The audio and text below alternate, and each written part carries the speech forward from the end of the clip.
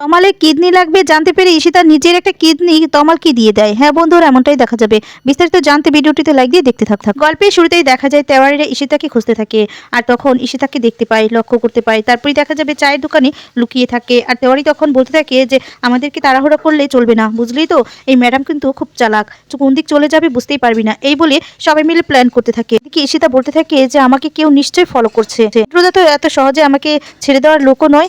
এই বলে দেখা যাবে ঈশিতা পিছন দিকে তাকিয়ে দেখতে পায় যে তেওয়ারি, আর তখন বলতে থাকে সর্বনাশ, রুদ্রদার লোকেরা তো এখানেও চলে এসেছে, এবার কি হবে? একদিকে রুদ্রদার লোক, একদিকে হয়তোবা তমালের এই অবস্থার জন্য পুলিশকে বলে দিয়েছে। আমি এখন কোথায় যাব? কেন রুদ্রদার কথা শুনে এই কাজটা করলাম আমি? এই বলে ঈশিতা সেখান থেকে পালিয়ে যায়। এরপরই তেওয়ারি সামনের দিকে তাকিয়ে দেখতে পায় যে ঈশিতা নেই, আর তখনই বলতে থাকে যে কই কই ম্যাডাম তো পালিয়ে গেছে, এটা কি হলো? হঠাৎ করে কোথায় গেল?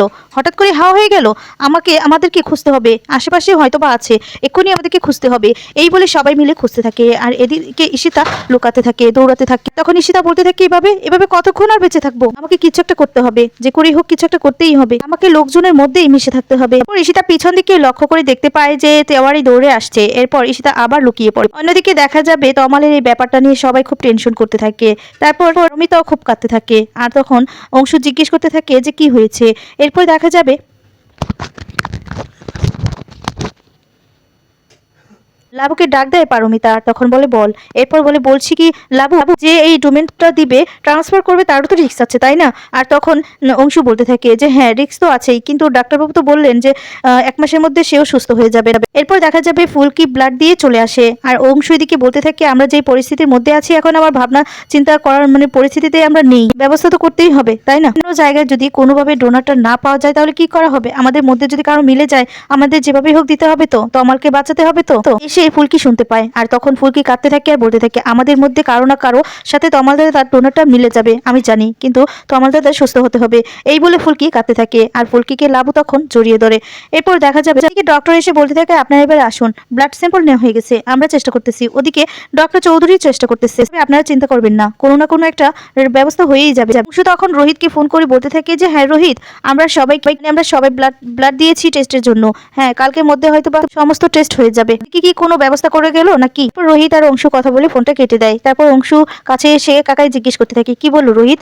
এরপর বললো যে রোহিত ও অনেক জায়গাতেই খোঁজ করছে, কিন্তু কোনো জায়গায় খুঁজে পাওয়া যাচ্ছে না। ও দেখছে, কিন্তু অনেক জায়গায় খোঁজ করছে, হয়তো বা পেয়েও যেতে পারে। ও বলছে যদি পাওয়া যায় না তাহলে ও নিয়ে চলে আসবে। ফুলকি তখন এসে কাঁদতে থাকে আর বলে স্যার এখনো খোঁজ পাইনি না, আমার মন বলছে যে আমাদের মধ্যে কারো না কারোর সাথে তমাল দাদার মিলে যাবে, স্যাম্পল মিলে যাবে। তারপর কাবেরীর কাছে গিয়ে বলতে থাকে কাকিমণি তুমি না একদম চিন্তা করো না, দেখবো তমাল দা একদম ঠিক হয়ে যাবে, সুস্থ হয়ে যাবে, ভগবান আমার প্রাণটা নিয়ে নিক, তারপরে তমাল দাদার প্রাণটা ফিরিয়ে দিক। এই সমস্ত বলে কাঁদতে থাকে ফুলকি, আর তখন কাবেরী অবাক হয়ে যায়। কাবেরী অবাক হয়ে তখন জড়িয়ে ধরে ফুলকিকে। রানুও তখন ফুলকির কাছে যায়, আর গিয়ে বলতে থাকে ওরে পাগলি মেয়ে, এসব কি বলছিস তুই? কি ডক্টর চৌধুরী বাসুর কাছে চলে আসে। সে তখন বলতে থাকে মিস্টার বাসু, আমি না ওদিকে একটা হসপিটাল আছে, সেই হসপিটালে একটু আগে খোঁজ নিয়েছি, একজনের সাথে ম্যাচ করে গেছে, আর সে রাজিও হয়েছে। আর তখন সেই মহিলাটি খুশি হয়ে যায়, বলে এটা তো খুব ভালো কথা। এরপর বলে কিন্তু রাজি হয়ে যায় হঠাৎ করে যে কেন আবার উনি বারণ করলো কিছুই বুঝতে পারলাম না। মিস্টার বাসু বসে বসে রিপোর্টগুলো চেক করতে থাকে। ঠিক তখনই দেখতে পায় যে ফুলকির সাথেই মিলে গেছে, আর দেখেই অবাক হয়ে যায়, খুশি হয়ে যায়। তারপর বলতে থাকে যে আর কারো কোনো ডোমেন্টের প্রয়োজন নেই, ওনাদের পরিবারের একজনের সাথেই ম্যাচ করে গেছে। এরপর বলে তাই নাকি, তাহলে তো খুব ভালো কথা। এই বলে বাহিরে চলে যায়, আর বাহিরে গিয়ে সবার সামনে গিয়ে বলতে থাকে আপনাদের জন্য একটা খুশির সংবাদ আছে, তমাল রায় চৌধুরীর কিডনির সঙ্গে প্রায় 70% পাওয়া গেছে একজনের। কথাটা শুনে সবাই খুশি হয়ে যায়। জানু তখন বলতে থাকে কার সঙ্গে ম্যাডাম? এরপর বলে যে ফুলকি দাসের সাথে। কথাটা শুনে তো সবাই চমকে যায়, আর তখন শানু কিছুতেই মেনে নিতে পারে না। ফুলকি তখন খুশি হয়ে যায়, খুশি হয়ে বলতে থাকে যে আমার সঙ্গে আপনি সত্যি কথা বলছেন যে আমার সঙ্গে মিলে গেছে? এই বলে কাবেরী কাছে যায়, আর গিয়ে তখন বলতে থাকে কাকিমণি আমি তোমাকে বলেছিলাম না তমাল দাদা সুস্থ হয়ে যাবে, তমাল দাদা কিচ্ছু হবে না, আমি দেবো তমাল দাদাকে। কিন্তু তমাল দাদার সাথে যে আমার একটা ভাই বোনের মিল আছে সেটারই প্রমাণ দিয়েছে মা কালী। হাত ধরে কাবেরী কাঁদতে থাকে, আর বলতে থাকে আই এম সরি ফুলকি, তোমাকে কত ব্যাড কথা বলেছি আমি। এদিকে দেখো তোমার সাথেই ঠিক ম্যাচিং করে গেল, তোমরা মনে হয় সত্যি দুজনের সিস্টার, কেউ তো ব্লাড দিতেই পারিনি তার আগেই ম্যাচিং হয়ে গেল, সত্যি তুমি তমালের সিস্টার। দেখা যাবে শানু বলতে থাকে যে আমি বলছিলাম কি আমাদের কারোর সাথে কি আর ম্যাচ করে না ফুলকি বাদে? আর তখন বলে যে না আসলে ম্যাচ করবে না তাও নয়, কিন্তু ওর সাথে একটু বেশি ম্যাচ করছে। তারপরে বলতে থাকে আসলে আমার সাথেও কি ম্যাচ করবে? ডক্টর বসু বলতে থাকে যে আসলে ওর সাথে 70%ই মিলছে, বাকিদের সাথে মিলবে না যে তাও নয়, আমরা একদিন ওয়েট করলে অন্য হসপিটাল থেকেও জোগাড় করতে পারবো, হয়তো বা কালকের মধ্যে জোগাড় হয়ে যাবে, কিন্তু আমাদের হাতে তো সময় নেই না, আমাদের যা করতে হবে আমাদের দ্রুত করতে হবে। তখন বলে আচ্ছা তুমি কেন সময় নষ্ট করছো বলো তো? ফুলকি তো নিজে থেকেই দিতে রাজি হয়েছে। আর তখন বলে আমি রাজি নই। তখন বলে কেন কাকুমনি, এই সময় তুমি কেন এই সমস্ত কথা বলছো? তখন শানু বলতে থাকে যে দেখ ফুলকি, আমি আমার ছেলেকে বাঁচানোর জন্য তো তোর জীবনটা নষ্ট করতে পারি না। তোর সামনে বক্সিং রয়েছে, বড় একটা খেলা রয়েছে, আর তুই সেটা মানে কিভাবে করবি বল? তুই এই সমস্ত করে এখন নিজের জীবনটা নষ্ট করিস না ফুলকি, তুই একটু বোঝার চেষ্টা কর। তারপর ফুলকি কিছুতেই বুঝতে চায় না। ফুলকি তখন বলে আমি আমি বলছি আমি দিব। আচ্ছা বন্টে সাইন কি আমি করলে চলবে না? পরিবারের একজন করলেই তো হয়। হ্যাঁ, আর তখনই শানু বলতে থাকে না ফুলকি, তোকে এটা আমি কিছুতেই করতে দেবো না। সবাই কি বলতে থাকে ও একজন বক্সার। লাবু তখন বলে মানে? এরপর ফুলকি বলে দিভাই কোনো মানে টানে নয়, তমালদার জীবনের থেকে আমার বক্সিং জীবনটা একদম গুরুত্ব নয়, আগে তমালদার জীবনটা বাঁচাতে হবে। আর তখন ডক্টরের কাছে গিয়ে বলতে থাকে যে ম্যাডাম ম্যাডাম আমি ঠিক করে নিয়েছি, আমি কিডনি দিব তমালদাকে, আপনি যা যা ব্যবস্থা করার সমস্ত কিছু ব্যবস্থা করুন। এই সমস্ত বলতে থাকে। এদিকে সবাই টেনশনে পড়ে যায়, কি করবে কিছুই বুঝতে পারে না। কি পিয়ালও কাঁদতে থাকে। আর পিয়াল তখন বলতে থাকে যে ম্যাডাম ম্যাডাম প্লিজ আপনি আমার ব্লাডটা নিয়ে নিন না, আপনি আমার ব্লাডটা একটু দেখুন। তারপরে বলে হ্যাঁ দেখা যায়, কিন্তু আমাদের হাতে তো সময় নেই। তাই যখন একজনের মিলেছে আর উনি যখন নিজে থেকেই দিতে চাইছে, শানু এদিকে মানতে পারে না ফুলকির এই ব্যাপারটা। তারপরে দেখা যাবে ডক্টর মানে চৌধুরী বলতে থাকে যে ওনারা তো এখনো মানে টেনশনে আছে, ওনারা নিজেদের মধ্যেই ঠিক করতে পারছে না যে কে ডোনারটা ট্রান্সফার করবে, আসলে ফুলকি দিবে কিনা সেটাই। তারপরেই দেখা যায় বলতে থাকে ডক্টর চৌধুরী যে আপনারা নিজেদের মধ্যে আগে ঠিক করে নিন, হ্যাঁ এটা একটা গুরুত্বপূর্ণ জিনিস। এই বলে সেখান থেকে চলে যায় ডক্টর। এদিকে দেখা যায় ফুলকি বলে যে আমি আমি জেনে শুনে বসে থাকতে পারবো না, তোমরা কেন বুঝতে পারছো? এদিকে দেখা যাবে ঈশিতা একটা ক্যাফেতে বসে থাকে। আর তখন বলে আমাকে এখন নিশ্চয়ই কেউ চিনতে পারবে না, কিন্তু যেভাবে করে রুদ্রদার লোক আমাকে খুঁজছে, কেউ না কেউ তো আমাকে ঠিক খুঁজে বের করে নেবে, হলে তো আমি বাঁচবো না। কিছুটা কিছুটা আমাকে করতে হবে, কারো হেল্প নিতে হবে, কিন্তু কার হেল্প নেবো?